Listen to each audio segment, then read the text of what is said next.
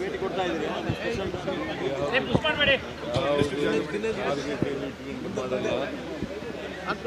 Function ಒಪ್ಕೊಂಡಿದ್ದೀವಿ, ಬಂದಿದ್ದೀವಿ ಅಷ್ಟೇ.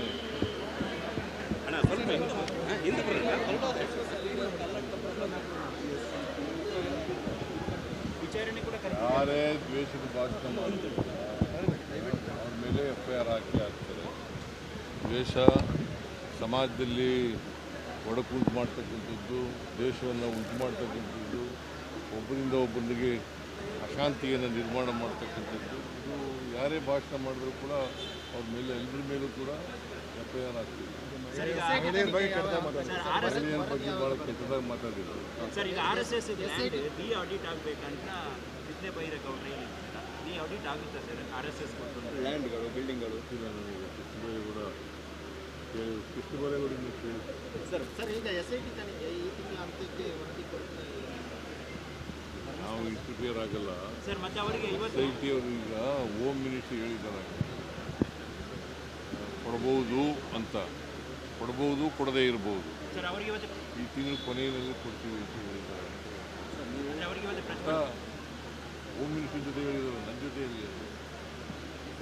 ನಾನು ಇಂಟರ್ಫಿಯರ್ ಆಗೋದೇ ಇಲ್ಲ.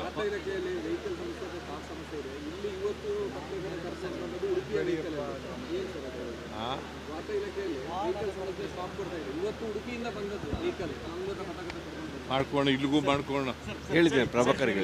ನೀವು ಹೇಳ್ತೀರಿ ಹೈಕಮಾಂಡ್ ಅಂತ, ಬಟ್ ನಿಮ್ಮ ಕ್ಯಾಬಿನೆಟ್ ಅಲ್ಲಿರುವವರು ಪರಮೇಶ್ವರ್ ಆಗ್ಬೋದು, ಮುನಿಯಪ್ಪ ಆಗ್ಬೋದು, DKಶಿ ಆಗ್ಬೋದು, ಈ ಥರದ ಟಾಪ್ಗಳು ಯಾಕೆ ಅಂತ ನೀವೇ ಹೇಳಿದ ಮೇಲೆ ಏನಂತ? ಪರಮೇಶ್ವರ್ ಅವರು ಹೇಳ್ತಾರೆ DKಶಿ ಸ್ಟ್ರಾಂಗ್ ಇದ್ದಾರೆ ಅಂತ, KH ಮುನಿಯಪ್ಪ ಹೇಳ್ತಾರೆ ನಾನು ಸ್ಪರ್ಧೆಯಲ್ಲಿದ್ದೇನೆ ಅಂತ, ಪರಮೇಶ್ವರ್ ಅವರು ಹೇಳ್ತಾರೆ ಮುನಿಯಪ್ಪ ಯಾಕೆ ಪ್ರಜಾಪ್ರಭುತ್ವದಲ್ಲಿ ಸ್ಪರ್ಧೆಯಲ್ಲಿರೋರಿಗೆ ನಾವು ಮುಗಿಸೋಕ್ಕಾಗೋದಿಲ್ಲ, ಸ್ಪರ್ಧೆಯಲ್ಲಿ ಇರಬೇಡಿ ಅಂತೂ ಹೇಳೋಕ್ಕಾಗಲ್ಲ. ಪ್ರಜಾಪ್ರಭುತ್ವ ಹಕ್ಕು ಅವರು. ನಾನು ಚೀಫ್ ಮಿನಿಸ್ಟರ್ ಅಭ್ಯರ್ಥಿ ಕ್ಯಾಂಡಿಡೇಟು ಅಂತ ಹೇಳ್ಕೊಳ್ಳಿಕ್ಕೆ ಅಂತಿಮವಾಗಿ ಹೈಕಮಾಂಡ್ ತೀರ್ಮಾನ ಮಾಡಿ. ನೀವು ಕೇಳ್ತಾ ಇರ್ತೀರಲ್ಲ, ಈಗ ಪದೇ ಪದೇ ಬರ್ತದೆ,